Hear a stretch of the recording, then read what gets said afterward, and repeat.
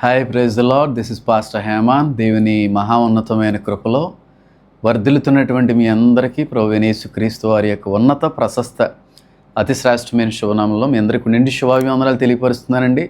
అందరూ బాగున్నారని ఆశపడతా ఉన్నాను. మీ అందరి నిమిత్తమే మా యొక్క వ్యక్తిగత ప్రార్థనలో తప్పకుండా ఎక్కడ కూడా మర్చిపోకుండా ప్రార్థన చేస్తూ ఉన్నాం. నా కొరకు, మనందరి మినిస్ట్రీ కొరకు కూడా వీరెంతో పట్టుదలగా, ఎంతో బాధ్యతగా ఇచ్చి ప్రార్థిస్తున్నటువంటి మీ యొక్క మెసేజ్లను బట్టి, మీ యొక్క ఆలోచన విధానాన్ని బట్టి కూడా దేవుని ఎంతగానో స్తుతిస్తూ ఉన్నానండి. చాలా ఇయర్స్ నుంచి నేను చెప్పే ఏకైక మాట ఏదన్నా ఉందంటే, దేవుని యొక్క రాకడ సమీపంగా ఉంది. సంఘం ఏ సమయంలో అయినా సరే ఎత్తబడేటువంటి పరిస్థితులకు మనం వచ్చేసాం. రానే ఉన్నవాడు ఆలస్యం చేయక చాలా త్వరగా రాబోతున్నాడు అనేటువంటి విషయాన్ని కొన్ని సంవత్సరాల నుండి చాలా గట్టిగా మాట్లాడేటువంటి ఒక స్వరంగా, ఒక పాత్రగా దేవుని కొరకైతే నాకు తెలిసి చాలా బలంగా వాడబడతా ఉన్నానండి. నేనైతే నమ్ముతా ఉన్నాను, దేవుడు వాడుకుంటా ఉన్నాడని చెప్పి ప్రభువునందు నేను అతిశయిస్తూ ఉన్నానండి. అయితే ఆయన వచ్చేదానికంటే కూడా ముందుగా నెరవేరవలసినటువంటి గుర్తులన్నీ కూడా ఇంకా నెరవేరాలా, లేకపోతే నెరవేరేటువంటి కాలంలో మనం ఉన్నామా అని చెప్పి 100% కూడా రుజువుపరుస్తూ, ఆధారాలతో, జియోపాలిటిక్స్ అన్నిటినీ కూడా చూపిస్తూ, లేఖన సంబంధమైనటువంటి ఎన్నో రకాలైనటువంటి ప్రవచనాల్ని జతపరుస్తూ, మనం ఉన్నది అంత్యదినాల్లోని, మనం ఉన్నది ఆఖరి క్షణానికి వచ్చేసే ఉన్నామని, మనం చూసేటువంటి రానై ఉన్నటువంటి ప్రభువైన యేసుక్రీస్తు వారి యొక్క రాకడ మన యొక్క తరంలోనే జరుగుతుందని చెప్పి చాలా గట్టిగా వాదిస్తూ ఉన్నాను. అది కేవలం ఇలాగ యూట్యూబ్ సమక్షంలోనే కాదు, సెమినార్స్లోనో, బహిరంగ కూడికల్లోనో, లేకపోతే ప్రసంగాల్లోనే కాదు, కానీ మనకున్నటువంటి తెలుగు మీడియా ఛానల్స్లో కూడా ఎక్కడ కూడా ఆలోచించకుండా, ఎక్కడ కూడా పొరపాటును కూడా అవుతుందో లేదో అనేటువంటి సందేహం పడకుండా, అలాంటి వారి ఎదుట కూడా నేను చెప్పినటువంటి ఏకైక మాట ఏదైనా ఉందంటే, నా తరంలోనే దేవుని యొక్క రాకడ వస్తుందండి, మీరందరూ కూడా చూస్తారు. అంతకంటే ముందుగా మీరందరూ కూడా నిజమైనటువంటి దేవుణ్ణి, సత్యాన్ని తెలుసుకోవాలండి అని చెప్పినటువంటి సందర్భాలు కూడా లేకపోలేదు. ఏదైనప్పుడు కూడా జరుగుతున్నటువంటి పరిస్థితులు అన్నిటిని బట్టి కూడా నెమ్మదిగా లోకానికి అర్థమవుతూ ఉందండి బైబిల్ నిజమని. నెమ్మదిగా లోకం అంతటికీ కూడా ఒక మంచి ఆలోచన వస్తూ ఉంది, యేసుక్రీస్తు ప్రభువు వారు మాత్రమే సత్యవంతుడని చెప్పి. ఎందుకు ఈ మాట చెప్పవలసి వస్తూ ఉంది, ఎందుకు ఈ మాట నేను చెప్తా ఉన్నానంటే, ప్రస్తుత లోక పరిస్థితులన్నింటినీ కూడా మీరు గమనించినట్టయితే, ప్రస్తుతం లోకంలో జరుగుతున్నటువంటి వాటన్నిటినీ కూడా ఒక్కసారి బైబిల్ యొక్క ఆ వెలుగులో మనం చూడగలిగితే, మనం ఉన్నది ఎంత చివరి దినాల్లో అనేది మనందరికీ కూడా అర్థమవుతుందండి. ఎందుకనంటే మనకి సమయం చాలా తక్కువ ఉందంటాను. సమయం లేదు, ఇంకా సమయం ఉంది. మనం ఇంకా రెడీ అవ్వడానికి, మనం సిద్ధపడడానికి, మనం తెలుసుకోవడానికి, నేర్చుకోవడానికి, గ్రహించడానికి ఇంకా సమయం ఉందంటే కూడా చాలా ప్రమాదమే అంటాను. మనకు అస్సలు సమయం లేదు, చాలా తక్కువ సమయం ఉంది. ఈ తక్కువ సమయంలో అయినా సరే దేవుడిచ్చినటువంటి ఈ ఆఖరి అవకాశాన్ని అయినా సరే మనం యూటిలైజ్ చేసుకోలేకపోతే 7 ఏండ్ల మహాభయంకరమైనటువంటి శ్రమకాలం తప్పక మనం అందరం కూడా అనుభవించవలసి వస్తుందేమో, జాగ్రత్త. అయితే 2-3 డేస్ నుంచి అండి నేనైతే చాలా షాక్ అయ్యాను.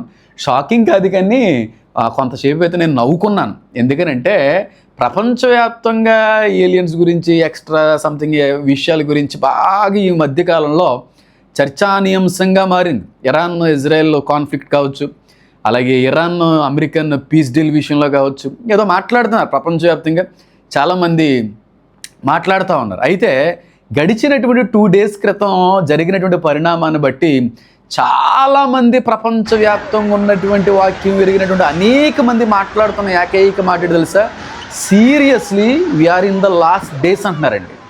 సీరియస్గా ఇంకా ఆలోచించడానికి ఏమీ కూడా లేదు, ఇది చివరి గడియ అని చెప్పి ప్రపంచవ్యాప్తంగా వాక్యం పట్ల అవగాహన ఉన్నటువంటి వారందరూ కూడా వాళ్ళకు ఉన్నటువంటి ఆ అవకాశాన్ని బట్టి ప్రపంచవ్యాప్తంగా ఈ విషయాన్ని అంతటిని కూడా తెలియపరుస్తున్నారు. మీరు చెప్పమంటారా, 24 గంటల్లో ఒకేసారి 5 భయంకరమైనటువంటి మహాభూకంపాలు ప్రపంచవ్యాప్తంగా నెలకొన్నాయి. ఒకేసారి 24 గంటలు గడవకుండానే ఇంత భయంకరమైనటువంటి మహా గొప్ప భూకంపాలు జరుగుతున్నాయంటే యాదృచ్ఛికంగా జరుగుతూ ఉన్నాయేమో అని అనుకుంటారేమో మీరు. యాదృచ్ఛికంగా కాదండి, చాలా క్లియర్గా యేసుక్రీస్తు ప్రభువు వారు చెప్పిన మాట ఏంటంటే, నేను రాబోయేటువంటి దినం కంటే ముందుగా జరగవలసిన గుర్తులు ఏంటంటే అక్కడక్కడ భూకంపాలు కలుగును. అక్కడక్కడ ఒకే చోట ఒకే దేశంలో ఒకే ప్రదేశంలో ఈ భూకంపాలు అనేటువంటివి జరుగుతాయి అన్నట్టుగా మాట్లాడలేదు, కానీ ప్రపంచంలో అన్ని చోట్ల కూడా జరుగుతాయని కూడా ఎక్కడ మాట్లాడలేదు. కానీ ప్రపంచవ్యాప్తంగా అనేక దేశాల్లో అనేక ప్రాంతాల్లో ఈ భూకంపాలు మునుపెన్నడూ లేని విధంగా ఎక్కువైపోతాయి, మునుపెన్నడూ లేని విధంగా ఎదురవుతాయి అనేటువంటి విషయాన్ని తెలియపరిచారు. మీరు ఈ న్యూస్ చూస్తున్నారో లేదో నాకు తెలియదు, కానీ వెనిజులా అనేటువంటి ప్రాంతంలో సుమారు ఈ రోజుకి 235 మంది భూసమాధి అయిపోయారండి. భయంకరమైనటువంటి ఎర్త్క్వేక్స్, భూకంపాలు వచ్చినటువంటి ఆ కారణాన్ని బట్టి 7.2 ఒకేసారి 2 భూకంపాలు వచ్చినాయి. ఒకసారి 7.2 మ్యాగ్నిట్యూడ్లో వచ్చింది, ఒకసారి 7.5 రెక్టర్ స్కేల్ మీద. 7 అంటే చాలా పెద్ద మొత్తంలో వచ్చినటువంటిది. వెనిజులా అనేటువంటి ప్రాంతంలోనే 24 గంటలు దాటక మునిపే 2 సార్లు భయంకరమైనటువంటి భూకంపాలకి ఆ ప్రాంతం గురైందంట. 235 సుమారుగా 300కి పైగానే ఇంకా దగ్గరగా అయ్యే అవకాశం ఉందన్నట్టుగా కూడా మాట్లాడుతున్నారు. 7.2 అండ్ 7.5 స్ట్రక్ దట్ కంట్రీ అని చెప్పి చాలా క్లియర్గా మాట్లాడుతున్నారు. 4300 మంది భయంకరమైనటువంటి పరిస్థితుల్లో క్షతగాత్రులు అయ్యారు, భయంకరమైనటువంటి గాయాలు పాలయ్యి ఉన్నారు 4300 మంది. సుమారుగా ఇప్పుడు వరకు ఉన్నటువంటి లెక్కలను బట్టి కానీ మనం ఆలోచిస్తే 235 మంది ఈ భూకంప తాకిడిని బట్టి కేవలం వెనిజులా అనేటువంటి ప్రాంతంలోనే మృత్యువాత పడ్డారంట. అయితే ఇది ఒక ప్రాంతంలోనే జరిగిందంటే కాదేలే. నేను కూడా చాలా ఆశ్చర్యపడ్డానండి. ఎందుకంటే స్ట్రిక్ట్గా చెప్పగలను, క్లియర్గా చెప్పగలను, we are in the final days అండి. మనం ఉన్నదైతే చివరి దినాల్లో ఉన్నాం. అయితే ఒకేసారి ఈ రకమైనటువంటి పరిణామాన్ని బట్టి అయ్యి బాబాయ్, నేను అనుకున్న దానికంటే కూడా చాలా త్వరగా రాబోతున్నాడు అనేటువంటి ఒక ఆలోచనలోకి అయితే నేను నడిపించబడ్డాను. వెనిజులాలో 7.2, 7.5 2 క్వేక్స్ ఒకేసారి వచ్చినాయి. కాలిఫోర్నియాలో 5.6 5.6 రెక్టర్ స్కేల్లో నమోదైంది. 5.6. ఫిలిప్పీన్స్లో 4.9 ఇది కూడా హైయర్ మ్యాగ్నిట్యూడ్ రెక్టర్ స్కేల్లో నమోదైందే. New Guinea 5.1, Japan 6.9. అంటే 24 గంటలు దాటకుండానే 1 2 3 4 5 6+ టైమ్స్ భూకంపాలు వచ్చాయంటే మరి దీన్ని ఏమంటారండి? ఒకవేళ నాస్తికులు, వాక్యం ఎరగనటువంటి వ్యక్తులు అయితే ఇవంతా కూడా టెక్టానిక్ కొలిజన్ బట్టి ఇలా జరుగుతూ ఉంటుందండి అని మాట్లాడతారు. కానీ వాక్యం ఎరిగినటువంటి వ్యక్తి అయితే, వాక్యం ఎరగని వ్యక్తి అయినా, ఒకవేళ దేవుణ్ణి తెలుసుకోలేని వ్యక్తి అయినా ఒక్కసారి బైబిల్ దగ్గరికి కానీ రాగలిగితే, బైబిల్ వరకు ఒకసారి రాగలిగితే, మత్తయి సువార్త 24, లూకా 21, ఒక్కసారి కానీ జాగ్రత్తగా అక్కడ కూర్చొని ప్రస్తుత పరిస్థితులన్నిటినీ కూడా వాక్య వెలుగులో కానీ ధ్యానించగలిగితే స్పష్టంగా అర్థమైపోద్దండి మనం ఉన్నది మహాభయంకరమైనటువంటి అంత్యకాలంలో అని చెప్పి. ఇది ఈ 2 days నుంచి జరుగుతున్నటువంటి పరిణామం. కొన్ని బిల్డింగ్స్ అయితే ఎలా కొలాప్స్ అయినాయి అంటే అండి, గాజా అనేటువంటి ప్రాంతాన్ని ఇజ్రాయిల్ వారు ఎలాగైతే దాన్ని లేకుండా చేశారో, డిమాలిష్ చేసేసారో, ఆ విధంగా అయిపోయినాయి బిల్డింగ్స్ అన్నీ కూడా. కుప్ప కూలిపోయినాయి. మనుషులు రోడ్ల మీద నడుస్తున్నప్పుడే గోడలు కూలిపోయినాయి. అది వీడియోస్ కూడా సర్క్యులేట్ అవుతూ ఉన్నాయి. ఒక వీడియో అయితే చాలా బాధ అనిపించింది. ఎంత బాధ అనిపించింది అంటే, బాగా నిండు వృద్ధాప్య దశకి వెళ్ళిపోయినటువంటి వ్యక్తులు, సుమారు గారికి ఒక 70-80 సంవత్సరాలు వయసు కలిగినటువంటి దంపతులై ఉంటారు. ఆ ఫిమేల్కి, వాళ్ళ భార్య గారికి సుమారుగా ఒక 70+ ఉంటాయి. వీల్ చైర్లో నెక్ బ్యాండ్ పెట్టుకుని అలా కూర్చుండిపోయారు. ఈయనకు ఒక 80 years ఉంటాయి. ఆయన పక్కన నిలబడ్డారు. క్వేక్ వచ్చిన వెంటనే ఆయన ప్రాణాన్ని కాపాడుకోవడానికి ప్రయత్నం చేయలేదు, కానీ ఒక షీల్డ్ లాగా ఆ ముసలైన భార్య గారిని కౌగిలించేసుకున్నాడండి. ఉన్నటువంటి అపార్ట్మెంట్ సీసీ కెమెరాస్లో బయటకు వచ్చినటువంటి విజువల్ అది. ఎంత ప్రేమ చూపించాడంటే అంత ప్రేమ. అంత్యదినాల్లో ప్రేమ చల్లారిపోద్దని అన్నారు, కానీ ప్రేమ పెరుగుతూ ఉంది. ఎప్పటికైనా బంధాల యొక్క విలువ తెలియాలని, కుటుంబాలతో కలిసి ఉండాలని, మళ్ళీ ఇలాంటి పరిస్థితి రాదు అనేటువంటి ఆలోచనతో గొడవలు, ద్వేషాలు, కోపాలు అన్నీ ప్రక్కన పెట్టి శాంతి సమాధానాలతో విడిపోయినటువంటి అనేక మంది ఎప్పటికైనా కలిసి ఈ చివరి రోజుల్లో అయినా సరే సంతోషంగా జీవించగలిగితే ఇంక అంతకంటే దేవుడు కోరుకునేది ఉంటుంది చెప్పండి. అలాగే 24 గంటలు గడవకుండా 6 ప్రాంతాల్లో మహాభయంకరమైనటువంటి భూకంపాలతో పాటుగా టెంపరేచర్స్ అన్నీ కూడా అమెరికాలో రేజ్ అయిపోతూ ఉన్నాయి. మీరు కూడా చూడండి, మనం ఉన్నది ఇప్పుడు జూన్ మంత్ ఎండింగ్ వచ్చేసాం సుమారుగా. June ending, July first starting డేస్లో ఇంచుమించుగా వర్షపాతం అనేటువంటిది మినిమం అన్నా సరే నోట్ అవుతుంది. కానీ ఎల్నైనో అనేటువంటి ఎఫెక్ట్ని బట్టి సుమారుగా ఈ వర్షపాతం అనేటువంటి తగ్గే అవకాశం ఉన్నట్టుగా, సెప్టెంబర్ మాసం వరకు కూడా ఒకవేళ వర్షాలు ఉన్నప్పటికీ కూడా ఎండ తీవ్రత మాత్రం సుమారుగా ఎండాకాలంలో ఉన్న విధంగానే కనబడే అవకాశాలు ఉన్నాయని వాతావరణ శాఖ వారు కూడా చాలా స్పష్టంగా తెలియపరుస్తున్నారు. అయితే మ్యాసివ్ హీట్ అనేటువంటిది రేజ్ అయిపోతుంది అమెరికన్ కంట్రీలో. మొత్తం 100+ ఫారెన్ హీట్ అంటే చిన్న విషయం కాదు కదా. Omaha, Kansas City, Atlanta, Little Rock, Jackson, Dallas, Austin, Houston,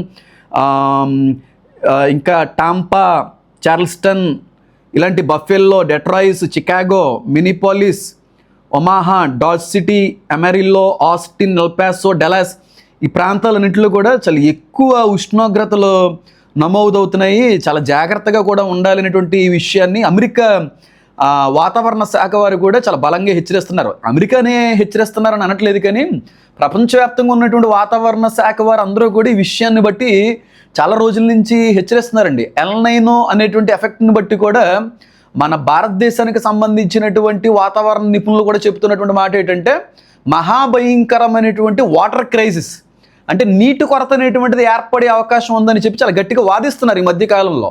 అయితే వారికి తెలియని విషయం ఏంటంటే, 2000 సంవత్సరాల క్రితమే ఈ నీటి కొరత అనేటువంటిది వస్తుందని చెప్పి స్పష్టంగా ప్రభువైన యేసుక్రీస్తు వారు వాక్యంలో రాయించారని చెప్పి వారికి అర్థం కావట్లేదు. చాలా క్లియర్గా నీటిని ద్రాక్షారసాన్ని పాడు చేయకండి, నీటిని ద్రాక్షారసాన్ని, ఎందుకు ఆ మాట మాట్లాడవలసి వచ్చింది?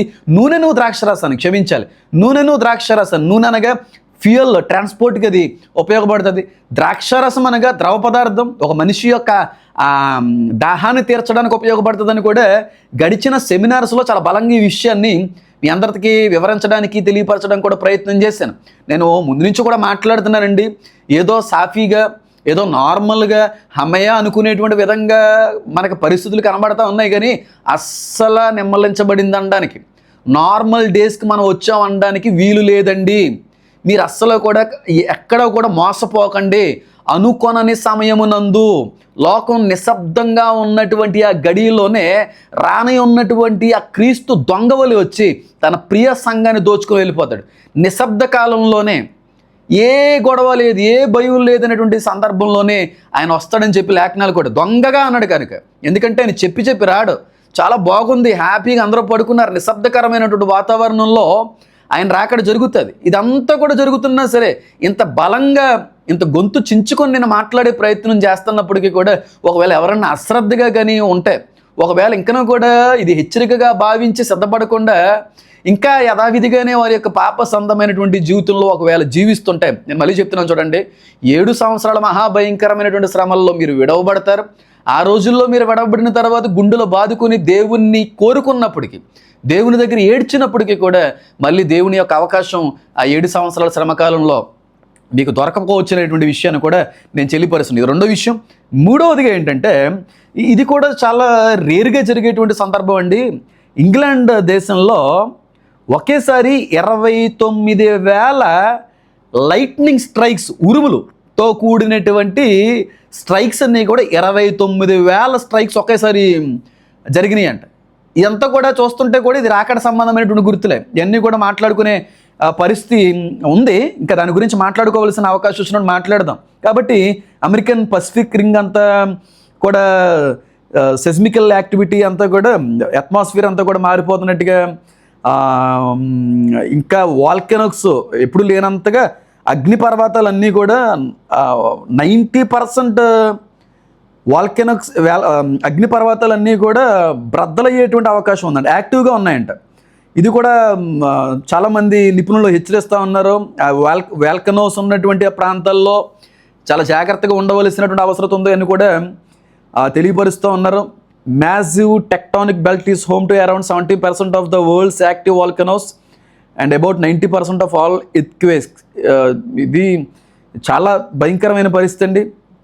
టెక్టానిక్ కలీషన్కి వల్ల కూడా అగ్నిపర్వతాలు పెరిగే అవకాశం ఉంది, ఎర్త్క్వేక్స్ అనేటువంటిది కూడా వచ్చే అవకాశం ఉంది. ఇవన్నీ కూడా యాక్టివ్గా ఉన్నటువంటి వాల్కెనోస్. 90% వాల్కనీస్లో ఇంచుమించుగా అన్నీ కూడా యాక్టివ్గా పనిచేస్తున్నాయి.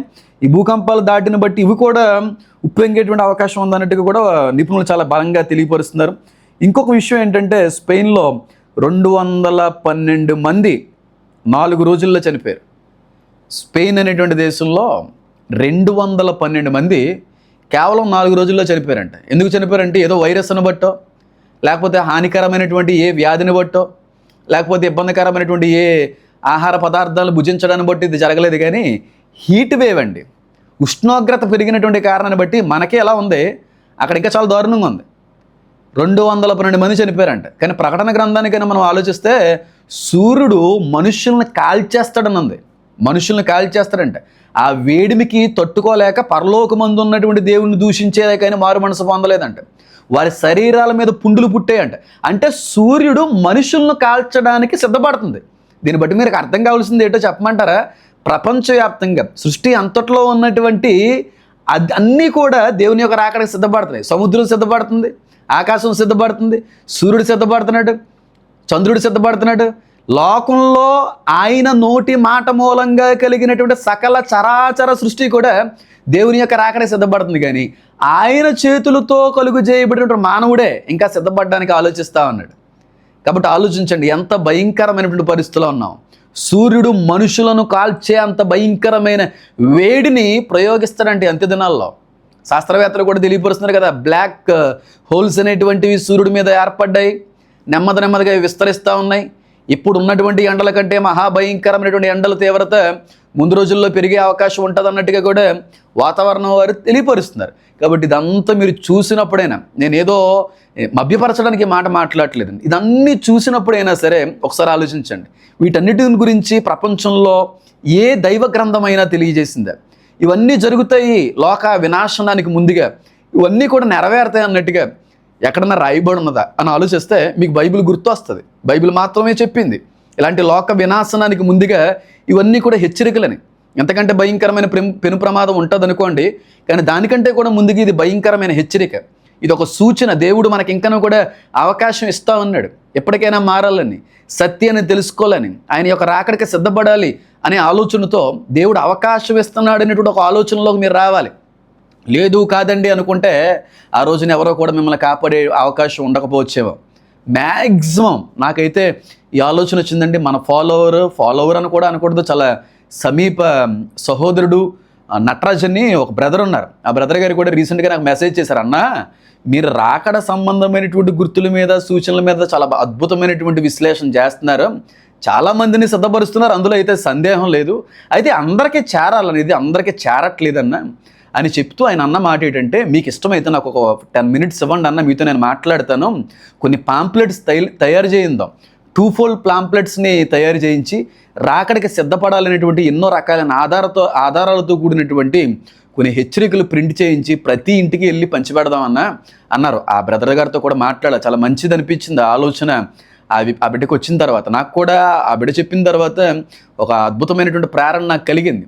టైం ఉన్నా లేకపోయినా, ఓపుకున్నా లేకపోయినా, ఆరోగ్యం సహకరించకపోయినా రోజులో 24 గంటల్లో జరుగుతున్నటువంటి ప్రపంచ న్యూస్ అంతా కూడా, ప్రపంచంలో జరుగుతున్నటువంటి సమాచారం అంతా కూడా, వాక్యానుసారంగా ఉన్నటువంటి వాటి అన్నిటినీ కూడా రోజులో కనీసం 10 to 15 minutes మీకు వీడియో రూపకంగా అందించాలనే ఒక ఆలోచన కూడా ఉందండి. ప్రార్థించండి, దానికి కూడా దేవుడి చక్కటి అనుమతి, అవకాశము, సమయాన్ని ఇచ్చి జరుగుతున్న వాటి అన్నిటిని ఎక్కడ కూడా కోల్పోకుండా 24 గంటల్లో జరిగిన ప్రతి విషయాన్ని కూడా, ప్రతి సమాచారాన్ని కూడా వాక్యానుసారంగా వాటన్నిటినీ కూడా మీకు పోల్చి ఇవ్వాలనే ఆలోచన నాకైతే కలిగింది. అందించాలనుకుంటున్నాను, ప్రార్థన చేయండి. కాబట్టి ఇదంతా కూడా దేవుని రాకడ సూచన అండి. నిజంగానే దేవుని రాకడ సమీపించిందని మనం అందరం ఉన్నది అంత్యకాలం అండి. మనం సిద్ధపడాలండి, అనేక మందిని సిద్ధపరచాలండి అనే ఆలోచన ఒకవేళ మీకు కలిగితే ఈ సమయంలో దయించి మొట్టమొదటిగా లైక్ చేయండి. లైక్ చేయడం వల్ల యూట్యూబ్ చాలామందికి చేరదేస్తుంది. అవకాశం ఉంది అనేక మందికి విషయాన్ని చేరదీయాలనేటువంటి ఒక ఆలోచన, మంచి అభిప్రాయం మీకు కలిగితే తప్పకుండా ఈ విషయాన్ని అనేక మందికి షేర్ చేయండి. దానివల్ల అనేక మందిని సిద్ధపరిచిన వారు అవుతారు. కాబట్టి మీ అందరికీ మరొకసారి దేవుని పేరిట శుభాలు తెలియపరుస్తూ ఉన్నాను. God bless you all. Amen.